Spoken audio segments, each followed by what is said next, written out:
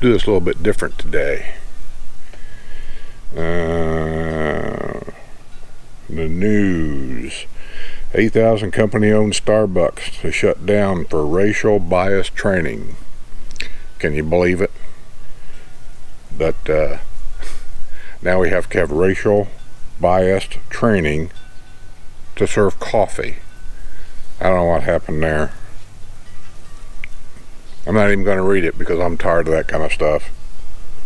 I've heard enough from these belly achers and whiners. Villagers line up for a Butterburgers curds at opening of Culver's. Oh, in Southern Trace. Yeah. Those of you from the Midwest and North, you know what Culver's is. People from down here, maybe out west, they don't know what a Culver's is, but yeah, I don't know if I should have one after my test, but yeah, them Butterburgers, man. I envy those that's going to be eating those. What else we got? Vicki Lawrence reveals a mentor Carol Burnett turned down breakout role of Mama. Yeah, Vicki Lawrence is down here up at the Sharon Theater. I don't remember exactly where, but I remember, or when, but I remember the advertisements. Probably sometime during the winter. They bring big names down here to Sharon, especially in the winter time when snowbirds are here. What else we got? A villager arrested after allegedly bug spraying neighbors in ongoing dispute in village of Bonnybrook. Oh gosh, I mean, if you was a joke writer for some network somewhere, some show, you can't even make this stuff up. Oh my gosh. Let me go back this way. Oh, by the way, I don't know what that is. I planted that there like 3 years ago, and this is the first year, but see that big bloom coming up? So that's going to bloom this year, whatever it is. And I see my wife got some more flowers we got to put in there, but we'll get around to it. I'm not in no big hurry about doing nothing anymore. Let me read that. That is so funny, I got to read that. Get your coffee ready. Get the cigarette lit up. Villager arrested after allegedly bug spraying neighbors in ongoing dispute in village of Bonnybrook. There's a picture of him out here in the sun. You probably won't be able to see it very well, so I can't show it to you, but he's got a big smile on his face when he was arrested. So let me read it. I'm trying to find a place to stand where I can see this thing in the shade. Sun's bright today. A village of Bonnybrook man was arrested after allegedly using bug spray on his neighbors and 4 law enforcement officers. Oh.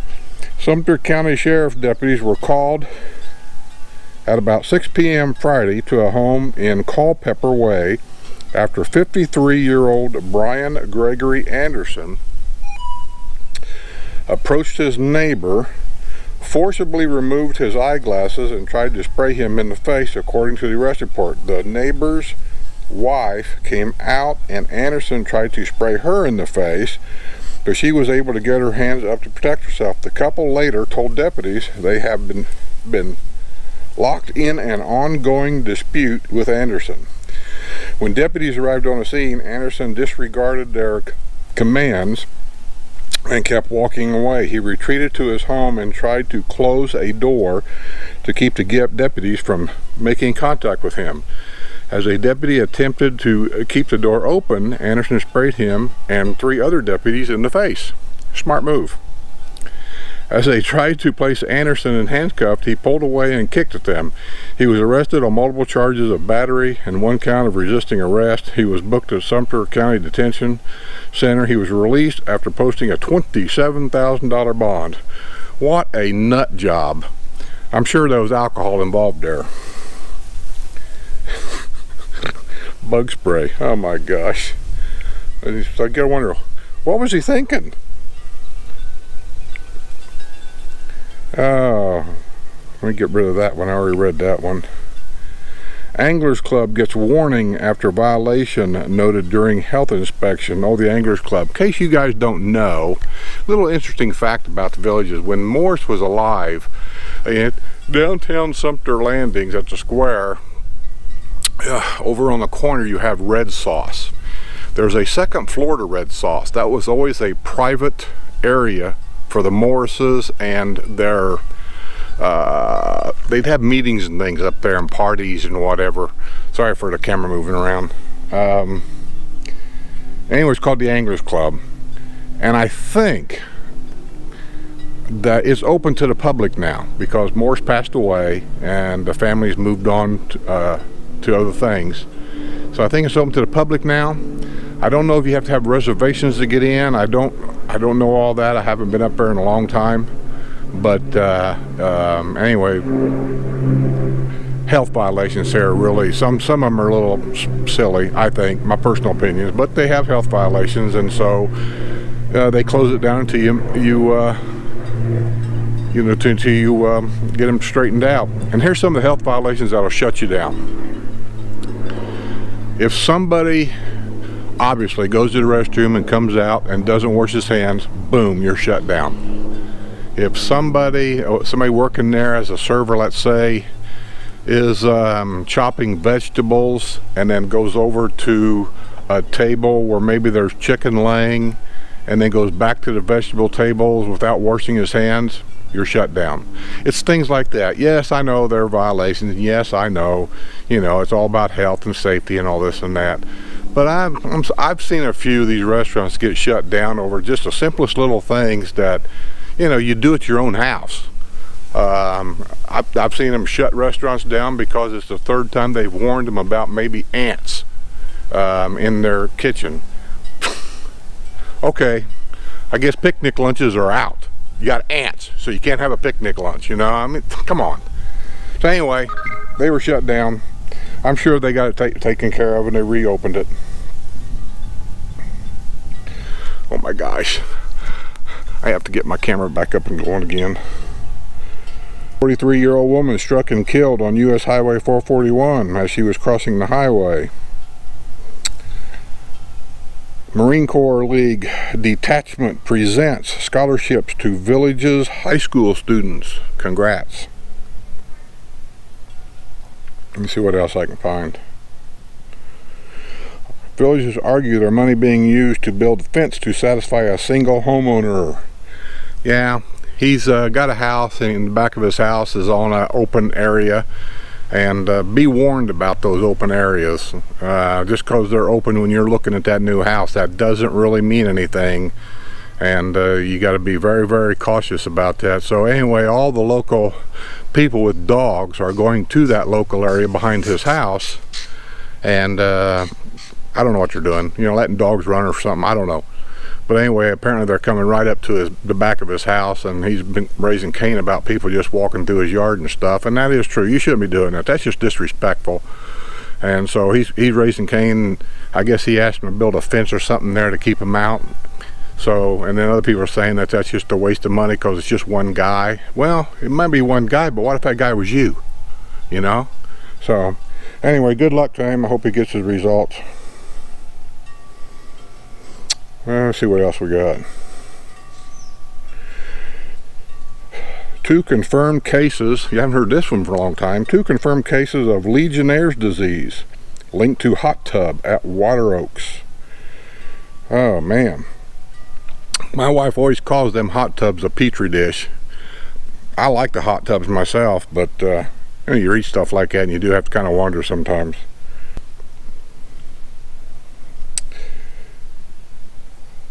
Villagers make feelings known in poll about printing costs for recreational news. They're trying to do away with that recreation news. They're saying all that information can be put online at a very, very, very much cheaper cost, and that is true.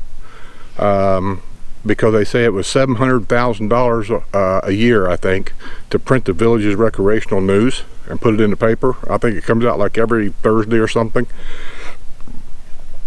And I don't know, I kind of agree with that. If we can put it online where everybody can just get on their computer or hell, their cell phones nowadays, and they can read what all the recreational news is, why would we spend $700,000 of my amenity money to print a piece of paper that generally lines bird cages? So I don't know. We'll see how that turns out.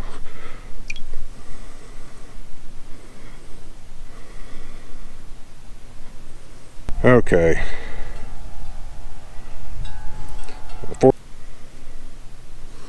Yeah, I think that's all that. Let's see what else we got. Long-awaited widening of US 441 to be previewed in meeting next month. Village of Sunset Point resident calls for signage before an accident happens. I think that's where up there by where the people go up play golf, and there's no sign there, and they go past the golf course entrance, and they go down to, I don't know, a neighborhood postal station there, and they make a U-turn to come back. So there are people just not paying attention. I mean, you're making left turns, you're not supposed to do it in the golf cart lane, but it's done.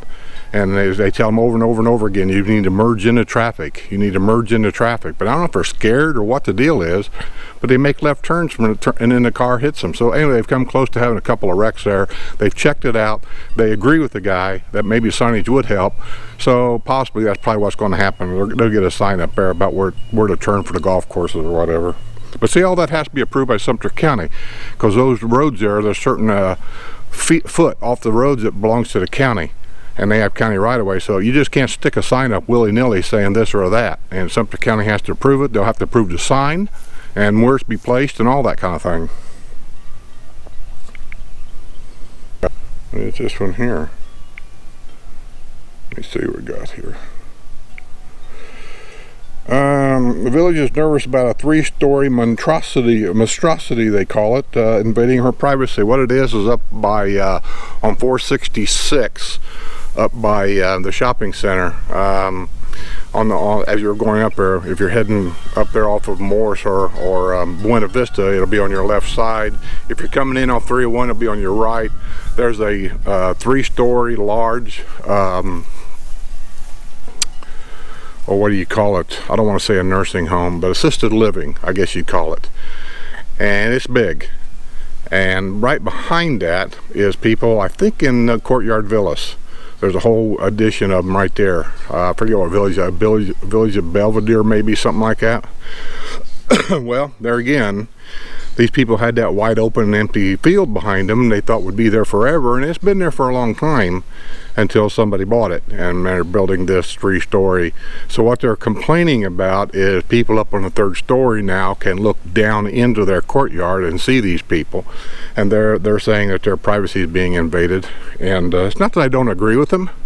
We're just back into that thing again, you know, where you got to use your common sense. Just because there's an empty field there, unless you own it, you don't know what's going to go in there. I mean, if it's a national park or something like that, then I guess you could be pretty much rest assured nothing's going to happen. But an open field here is an open field, and empty lots are worth money, and you just don't know. So if I don't care if it's your real estate person or who it is telling you, oh, that empty field, they're never going to build there unless they own that field. They don't know that.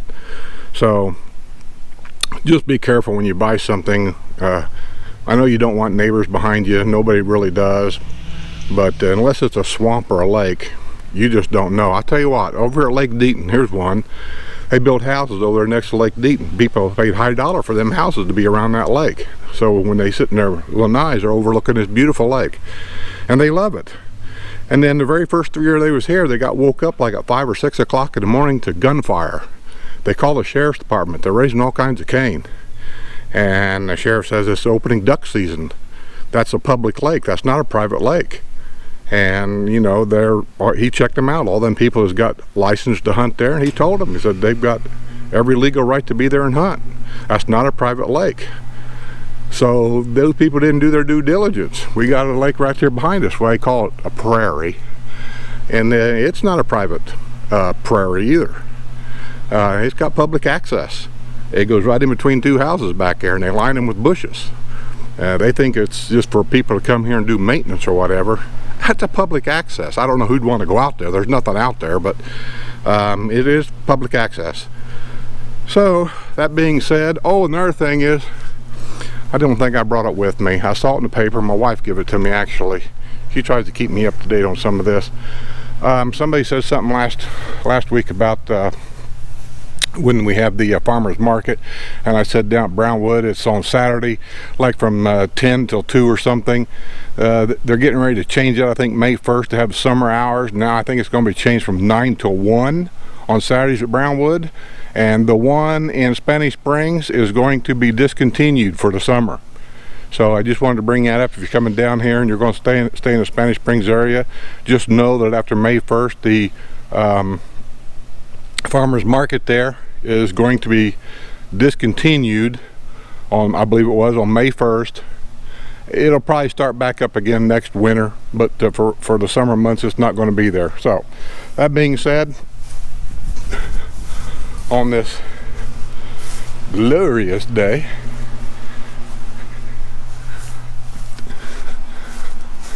let's take a walk out front here, show you a few things going on. Nothing big, nothing great, just for all you village people maybe coming down, so you can just kind of see this time of year what things look like. We're still planting flowers and things, and see how that's come back. Remember, all that was dead after that first frost. I cut it all back. Look how it's all coming back. This is coming back. I believe a big part of it is gone, but some of it's coming back. I think that doesn't look good. That doesn't look good. This looks great. It's blooming really good. Just look how this came back. Remember, this here bush was totally gone. It was just nothing growing. I cut it way back and now it's blooming. Look at that.